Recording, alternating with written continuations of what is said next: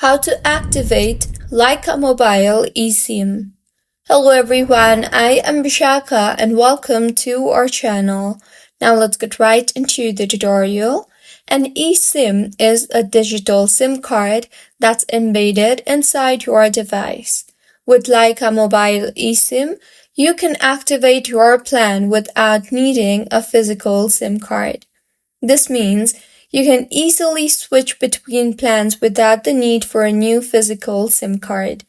Now, to activate your eSIM, firstly, check if your smartphone is compatible with eSIM or not. If yes, move towards the second step, that is, buy your eSIM.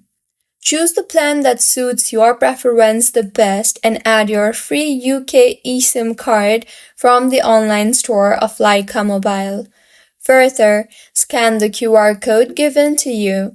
Also, just go ahead and follow the step-by-step instructions and scan the QR code sent to you in order to enable the eSIM.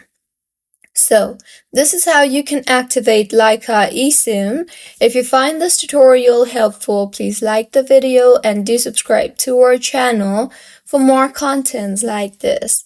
Thank you for staying with us until the end.